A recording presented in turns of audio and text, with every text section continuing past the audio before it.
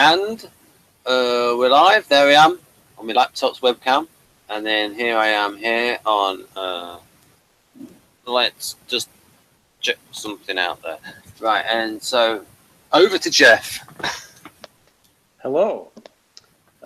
We are reviewing Homicide: Life on the Street, Season 5, Episode 10, which is called Blood Wedding.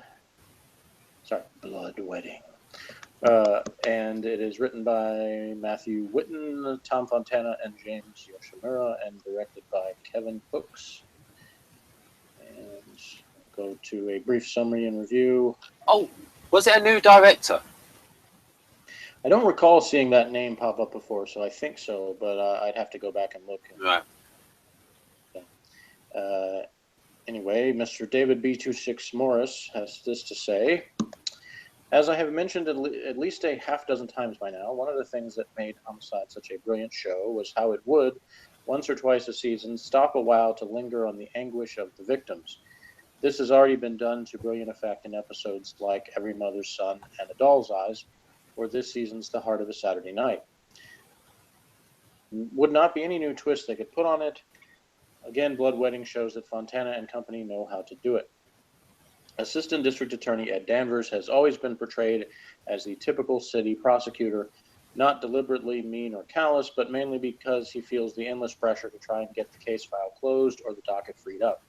As such, viewers, and probably some of the detectives, saw him as indifferent or unemotional to the process of crime. In this episode, Danvers learns about this in an incredibly violent way. While shopping for a wedding dress with his fiancée, Meryl Hansen, an armed robber comes into the store with a gun.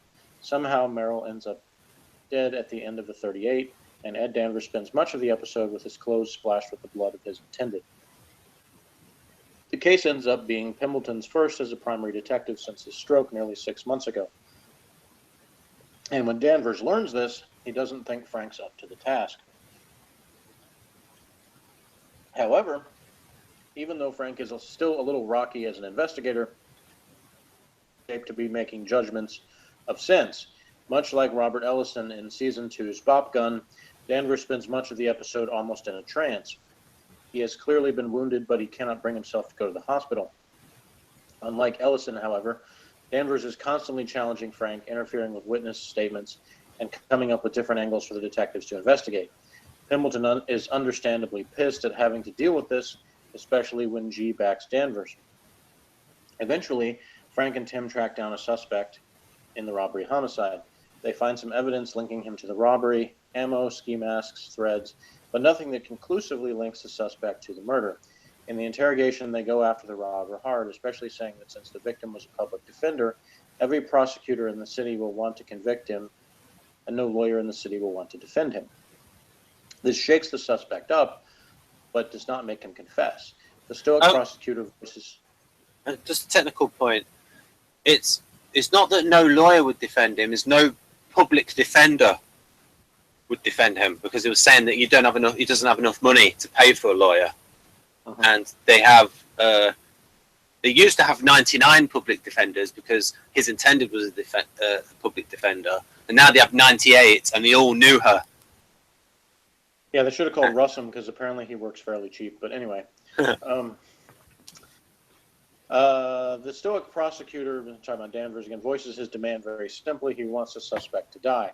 So much so that he goes down to see him in lockup and tells him that he will make it his life's work to see the man dead. But neither Danvers or anyone else will get any kind of closure with this case because at the end of the episode, the suspect hanged himself in his cell. In typical homicide fashion, we never learn whether this is out of guilt or because of the fear that the detectives and Danvers rammed into him. Jelko Ivanek gives the most emotional and intense performance that he will ever deliver as Ed Danvers, as he finds himself at the hands of the callous investigative process and the indifference of the legal system, and indifference he himself fostered.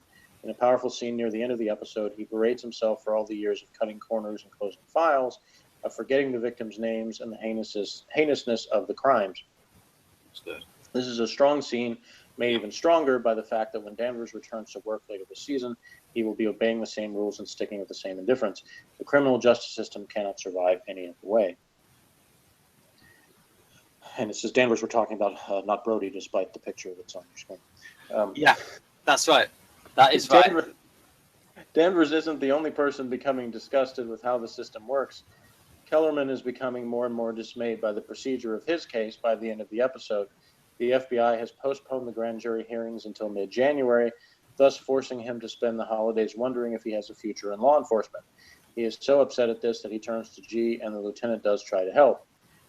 Well, I don't know exactly if he turned to G, more like G decides to do something himself. But anyway, G goes to the other three detectives who are being prosecuted and asks them point blank if they would testify against Kellerman. Two of them, Goodman and Perez, say they won't, but Connolly, who we've seen twice before, reveals that in exchange for reduced prison time, he will give Mike's name whether or not he is guilty. In desperation, G turns to Deputy Commissioner Harris, who we haven't seen since season 3. It is here we learn an ugly truth. Roger Gaffney was promoted to captain over Giardello because Harris wanted to remind the lieutenant to be more politically pliant. He is still holding a grudge against G about the Congressman Wade affair, and the beauty of being in power is that you have the ability to carry out your grudges. The antagonism between the two men will fester, and okay, spoiler. I won't read the rest of that part. But I'll say that thankfully for me, this won't be the last we see of Mr. Harris there, because I love every time he's on there. Not only are things going lousy professionally for the squad, they are faring badly personally. After Kellerman's one-night stand with Cox, Mike thinks that the two of them have more of a relationship than she does. It will develop something. And now Brody has been reduced to sleeping in the morgue, having run out of detectives to pinch rooms out of. Bloodwedding is a very dark episode of the level we have almost come to expect from Homicide. Andre Brower, Yaphet Kotto, and the woefully underutilized Melissa Leo deliver top-notch performances. We have seen the grief that murder brings to the victims. Now we see how callousness of the system can often be as brutal as the crime itself. Ed Danvers will get over the death of Merrill Henson, but he will be scarred forever. My score, 9. So that's what he says. Ben, what do you say? I think I'd give her an 8. What would you give it, Jeff? Danvers intended, yeah. What would you give her out of 10? I don't know. I'd probably have to see. On first glance, I'd probably agree with you. Yeah. But, very nice. As we know, there's other factors which could increase or decrease the rating. So. Yes, but for a face, very nice. Also, they had some nice dialogue between them as well. Between Danvers and his intended. There's some decent dialogue. I think I'll give this episode about 8 out of 10. That was a good scene. I thought the acting was good from, what is it, Ivanicek? The guy playing... Yeah, Joko Ivanek, I believe is how you pronounce it. Okay, Ivanek. Joko Ivanek. Okay. I thought he acted well. I thought that here I'm sort of looking at... I'm trying to work out whether that's his natural hair color or not, because if you see, it's pretty similar to his eyebrows. His eyebrow color. You definitely have a fascination with Brody's hair. Yeah, because, as you know, in real life, he's a bit of an SP, I assume. A little bit naughty in real life. Yeah, so I thought that maybe, do you think that Kellerman was a little bit out of character for suddenly thinking, we're having a big romantic thing? Not necessarily, because I think what he's going through now, he's sort of clinging to things a bit. Yeah, gotcha, yeah. He's sort of like looking for something he can trust or hold on to, because it feels like his whole world is kind of falling apart, so... I think he probably, as much as anything, sort of used Dr. Cox as sort of a comfort thing. And so ordinarily he might have been fine with, being a one-night thing or not at least being a serious thing. But then, I think at this point he's sort of looking at, hey, maybe this is something that can be more stable in my life. And then she basically sort of blows that idea off. So. And plus, he does still want to do extroverted sensing things with her. Hey, we can do this thing that's fun. There it is. It's not like, let's go on a romantic candlelit evening. It's let's go and do some FP stuff. And he mentions that it's something she says she wants to do, but the timing doesn't line up. Yeah, that's the thing. Timing was lousy. Because at the moment, that he talks to her about it, she's into something else. Now, and of course, if he wasn't, click one or two pictures over because we're talking about Kelman and Cox, and so you can have them. Right. On Right, okay. There you go. If he was in a better state of mind, he would have used his SP talents to look at the situation and think, maybe this isn't the right time. I can see that she's busy and stressed. That's good timing on the picture taking because it looks like he's about to inhale her. Yes. All right, and then we've got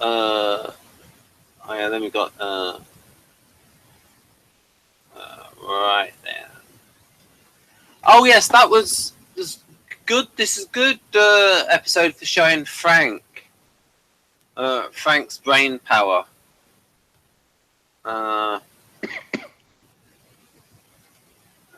Still the thing with the recorder. Yeah, I found myself. I understand why he's using the recorder, but when he's interviewing witnesses, he could just record them saying it instead of repeating what they say back into the recorder.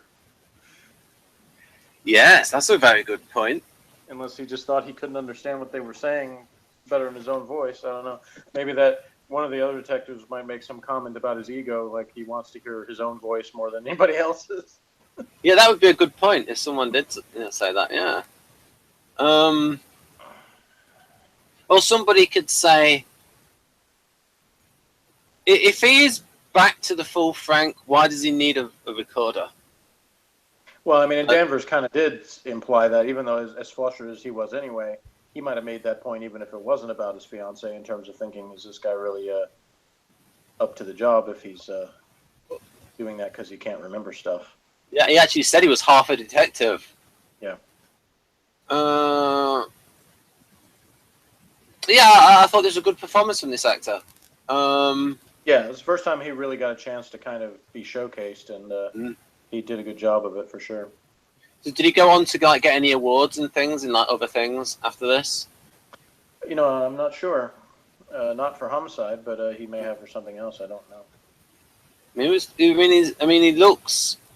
He's no spring. Not the only show he's played a lawyer in fact. Yes. On the commentaries they joked about how he's played a lawyer on several other shows too. He's good at playing that. And in fact, the actor that played the first Travis in Blake 7 said that he tried so hard not to be typecast, and he said it was a mistake. He says you do want to be typecast because then they'll keep coming back to you for that particular kind of part, and at least you'll get work. Yeah, that's probably true for a lot of people. I know. Oh gosh, what's his name? Jason Bernard was often cast as a judge, and he just looked like a judge, so it works. Yeah, basically, the only people who get to play lots of different roles, it's because they're very good. Right. That's why, ultimately. We talked about Philip Maddock. Is that his name? Yes, Philip Maddock. There's been several Doctor Who stories playing very different characters, and he was good in all of them. So. Yeah. Yeah. And when you have somebody who's that talented, can play very different roles, then you obviously take advantage of that. But in a lot of cases, you need somebody who's good at playing a particular type of person, and so you find somebody who's good at that, even if they're not good at anything else. Yeah, exactly. At least they stay in work. I used to wonder about this sort of thing, about why certain people were successful and why others weren't. And of course now I can tell, basically it's a meritocracy. It's the good people get work. Because I can see that, there's very few good actors and actresses out there that don't get work. Well, obviously there are some people who would debate you on that, but I don't need to get into it myself right now. But no, and so this was. Yeah. I'll just say that one thing, that there are quite a few people who would argue with you on that. But. Yeah, but what I mean by good is like what I consider good, which is like proper good. Right. All right. So this was the guy who is the not the dirty rat, but the idealist. And I like the fact they put the plot detail in there. Hey, he's got 2 kids, and they've offered to reduce my sentence. Yeah, plus Kellerman threw a beer in his face, so if he was even wavering a bit, that might have been pushed him over the edge. Yeah, and plus, you know, he is an ESTP, and they're not the most sympathetic people. Now, if Kellerman were an ESFP and he had like charm oozing out of him, then he might think, "Oh, I don't want to do the dirty on him." So, yeah, could be. Right. Oh yeah, then this is like sort of like the psychological warfare. That's something that he tends to do a lot, doesn't it? When he's interviewing a suspect, like turn his head to the side. Yeah, that's one of his trademarks. Then we got Al Freeman Jr., I believe his name is. He's so good. I love every scene he's in. He's so good at playing.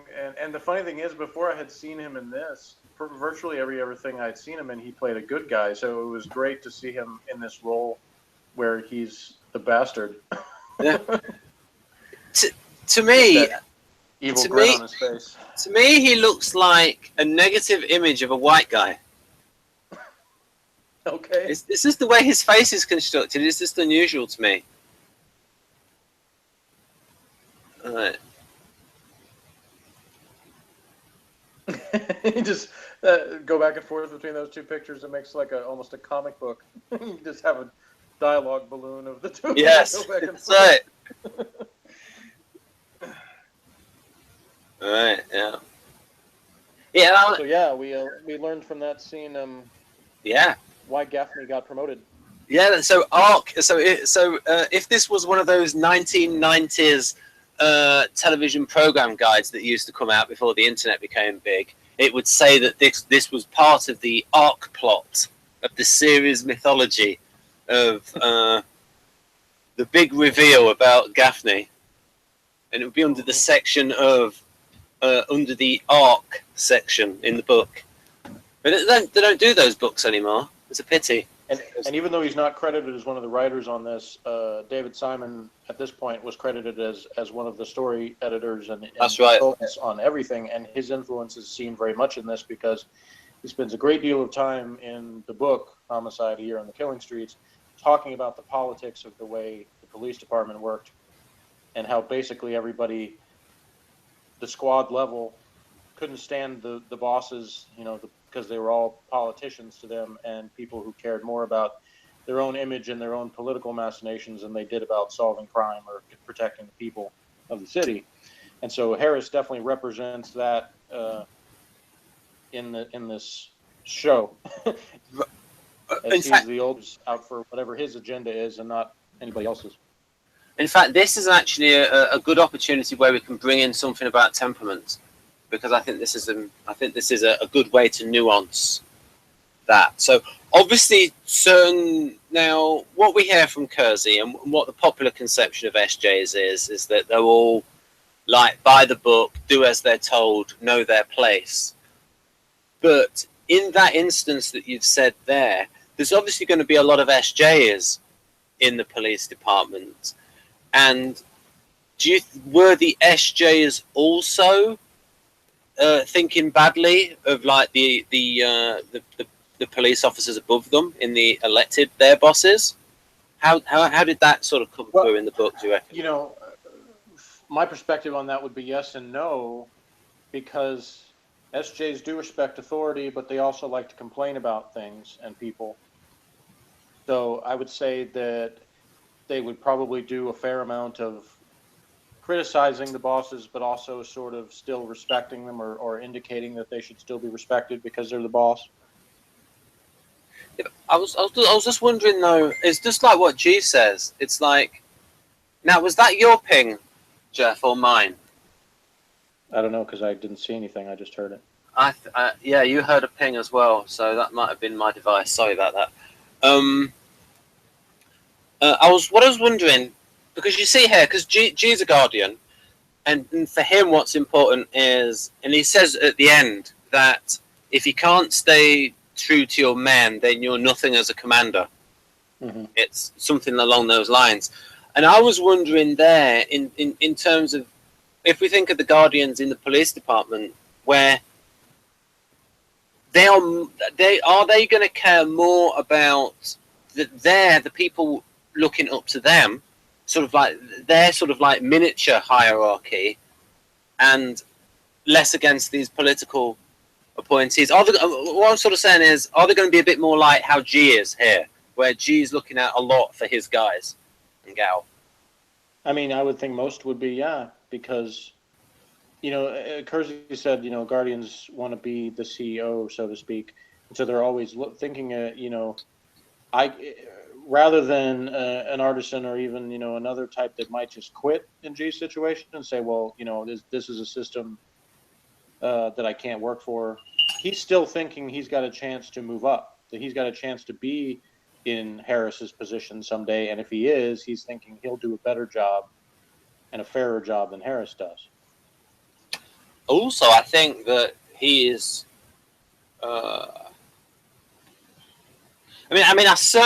think it comes across as like he is like. He almost sees Frank. I mean, is Frank young enough to be his son? I mean, if he had him pretty young.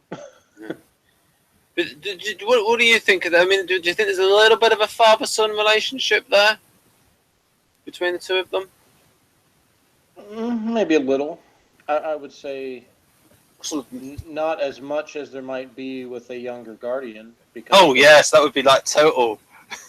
Yeah, because they don't, they're still very different. So they have respect for each other, but they're a little bit distant as a father-son relationship. In fact, if Frank was a Guardian, those scenes between those two would be pretty boring. And I would say, from the first episode, he's probably had more of a fatherly relationship with Bayless. Yeah. You saw him kind of grow from a pup, as they say, from the beginnings of him and Homicide. So I would say they almost are a little bit more father and sonish than he is with Pendleton. I think with the way Bayless is written it was a little bit.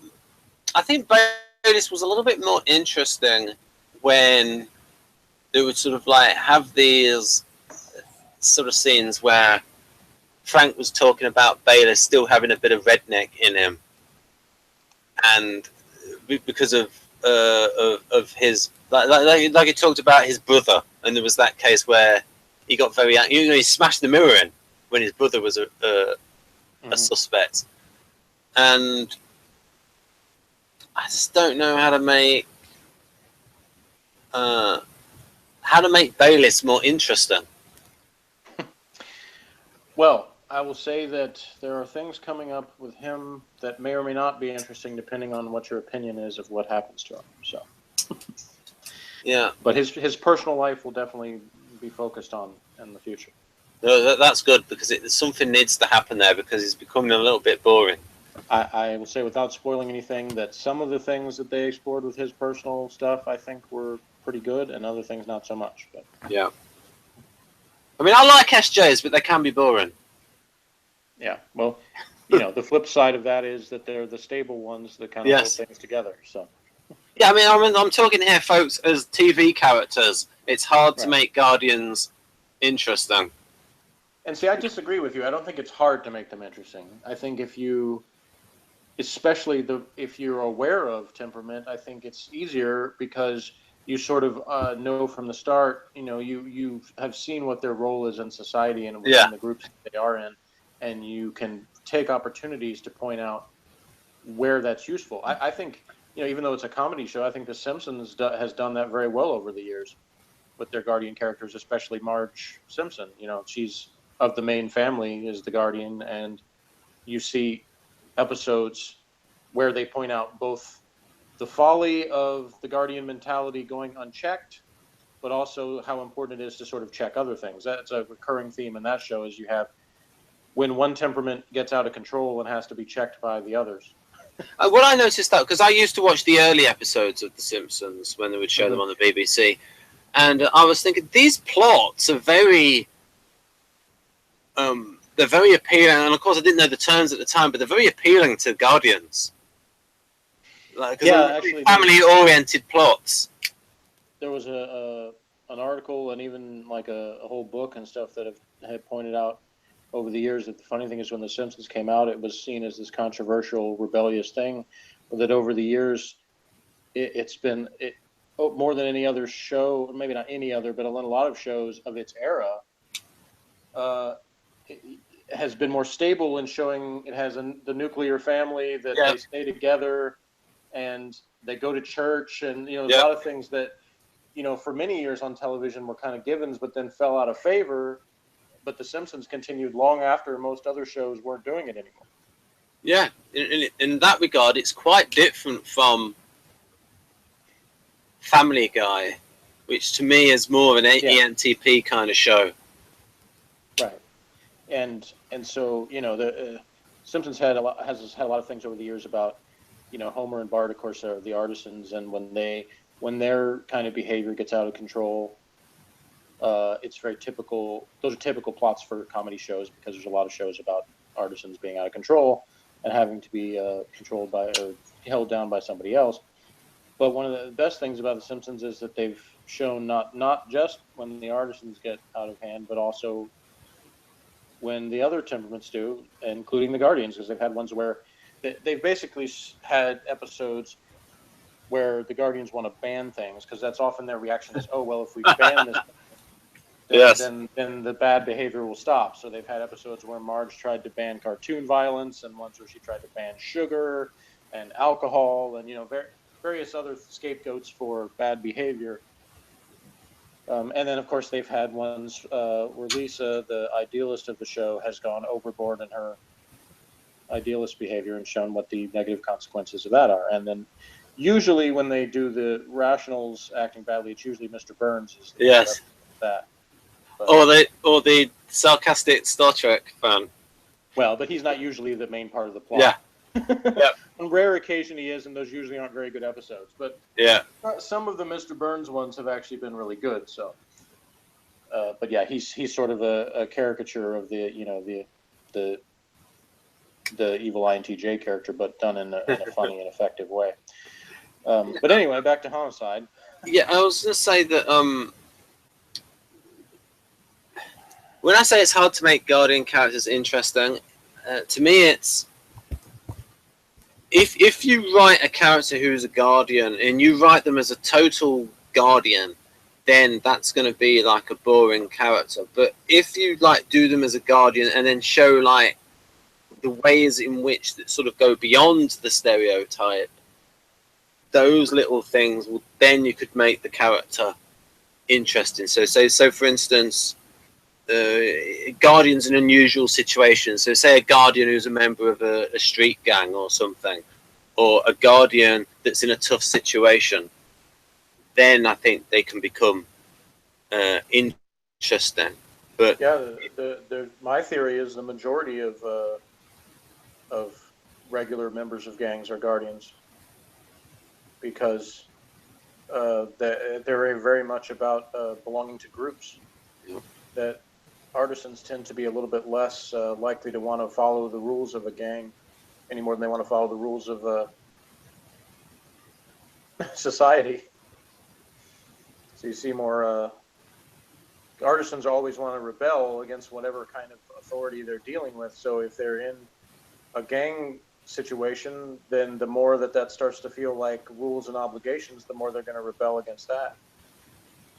So they have to have quite a few Guardians in there to hold order. Anything that truly has any kind of system of order, it's going to have some Guardians in there to hold it.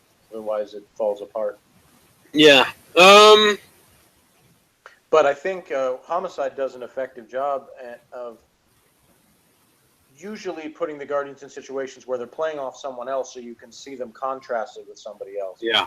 So you see G with his subordinates, and you see him with his bosses, and you see how his temperament affects both of those relationships. And same thing with Bayless, as you have him in situations where he's dealing with Frank and the contrast there, as well as the similarities and contrast with G as his boss. And you had Bolander and Munch as a good partnership, contrasting how Rationals and Guardians interact with each other and how that, those differences come out. So I think they did an effective job in a lot of cases of showing multifaceted aspects to Guardian characters. I mean, you can tell that Danvers is not in a good way because he's got the monitor plugged in, but not the computer. They forgot to plug the computer in because you've got the power cord there for the monitor, but not. Well, he may have been throwing things around before this, and he may have accidentally knocked the cord out. Oh yes, as we said, I mean it is plausible. He is upset. I liked that scene a lot, and especially that it gave Kay a legitimate thing to do, where it made sense for her to be there and be the one talking to him about this. And also, I mean, it also had the realism of it as well, of like, and I wonder if again this might be one of the realism of like you got to get these cases cleared. Not just that though, he wanted the win. Yeah, and probably just about everybody who has had a similar job has had moments like that where they kind of went through the, what am I doing this for? And do I, am I doing this for the right reasons? And, all that kind of stuff. There are really some people that are that kind of hard-boiled or cold-hearted, whatever you want to call it, that they really don't consider those things. But just about everybody probably does at some point. You know what we should talk about, Jeff? We should talk about what type we think Danvers is. Or which temperament. Yeah, I thought you might ask me that earlier, and it's really hard for me to say because I don't feel like I know enough about him. I would say this episode probably establishes he's not an idealist. Yeah.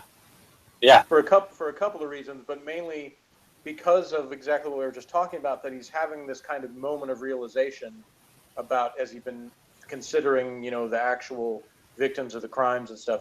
An idealist would have already done that a long time ago. Yeah. Because the reason that most idealists get into law is because they want to be somebody who helps people in need and makes sure people are getting a fair trial, that sort of thing. Where obviously from what he says in this and his past behavior, Danvers is not in that kind of mentality. So I would say that about the only thing I could say for sure is he's not an idealist. Yeah. He could really be any of the other three temperaments. You could make a case for him depending on, because you could. I would say probably I would lean toward him being a thinking type as opposed to a feeler. But that's about the only thing I would say for sure. Yeah. Which once again obviously rules out idealist, but like I said, I already did. So an NT or an ST, but not sure. Yeah, I think that's fair enough. Yeah, because it's that we usually seeing him in certain contexts, and even when he was going out with Kay, we sort of never really saw. It was talked about. We never saw them together.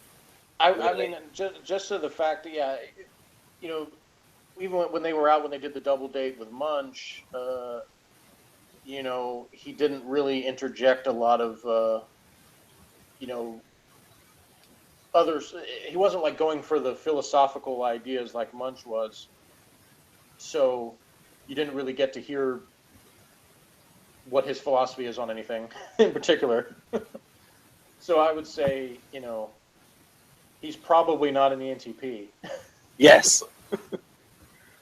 Yeah, and I think the NTPs are more interested in philosophy than the NTJs because with the NTJs, it's like philosophy is not a useful abstraction. It has to be useful for them to talk about it. You're not going to get NTJs, especially ENTJs, interested. They're not going to be talking philosophy, I don't think. They're not really going to be interested in that. Not unless, well, anyhow, we're getting a little bit in the weeds, but for talking about it for the sake of talking about it, the NTPs and especially ENTP, yeah, going to be what else? So again, these people on the wall. Do you think these are real people in Baltimore? Probably, yeah, most likely. And we've got. There's another one there. Yeah, my leaning, I guess, by process of elimination, I would say probably Danvers would be another TJ type of some sort. Yeah, that makes sense. Either NTJ or STJ.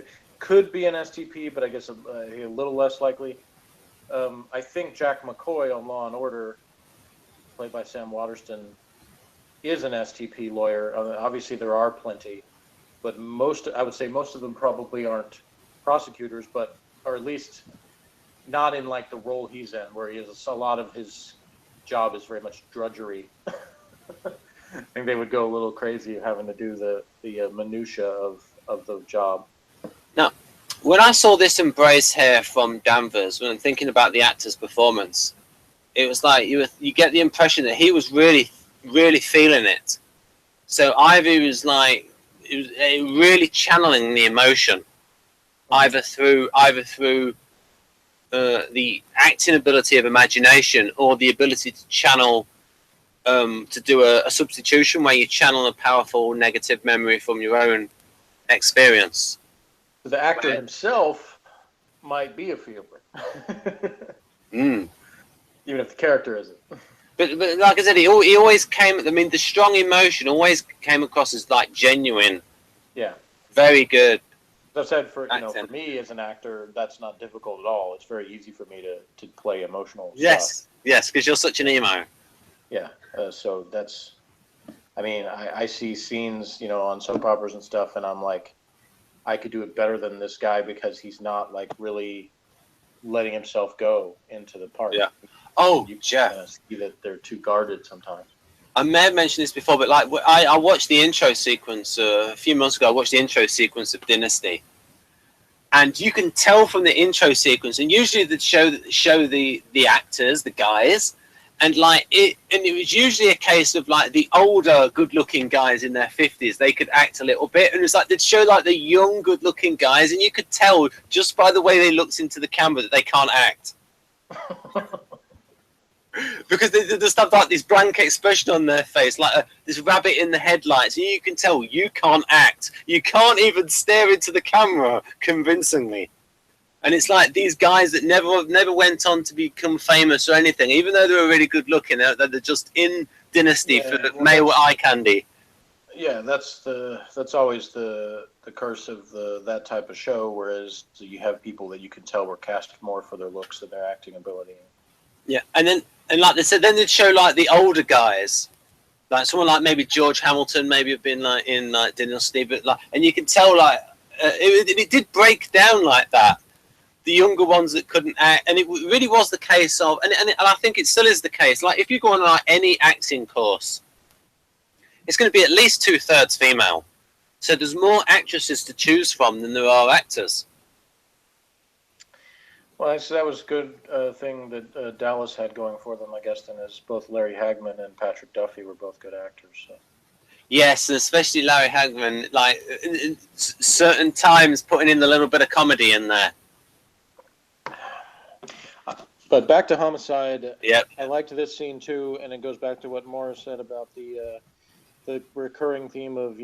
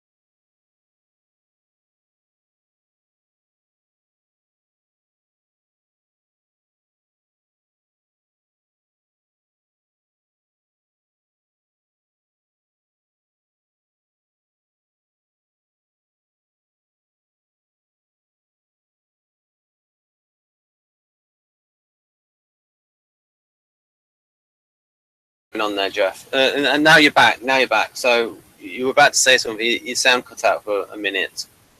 I don't know where you stopped hearing me. So what was I talking about? You said something. I just showed you the picture of Frank and Danvers when he's like tells him about that he's committed suicide. Oh, you didn't hear any of that? No. Man, okay.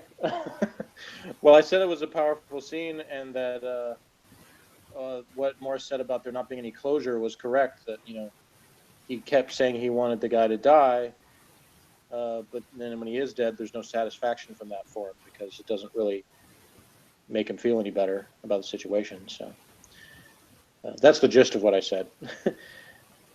And I said that that both of us would give this an 8 out of 10 as far as the score, because that's what I would give it to. And I'm tempted to make it even a 9. But the only reason I didn't is that the Harris scene was too short, because we saw him previously. I said in the scenes with Pimbleton in the bathroom in the aftermath of the Congressman Wade stuff was a really good scene, and then we have this scene with G, and that won't be the last we see of him. I think that's most of what I said. Right. Okay. You said earlier about something about story arc, so that story arc will continue. Yeah. So, do you have anything else to say about this episode? I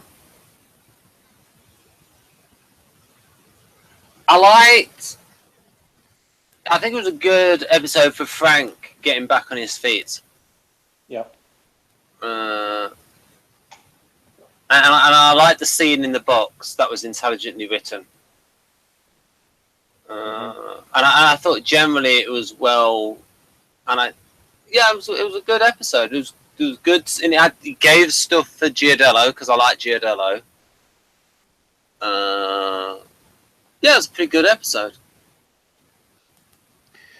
All right. Well, if you noticed in previous episodes over the last couple of seasons that Mr. Brody has had several things that he's taken camera shots of in various places.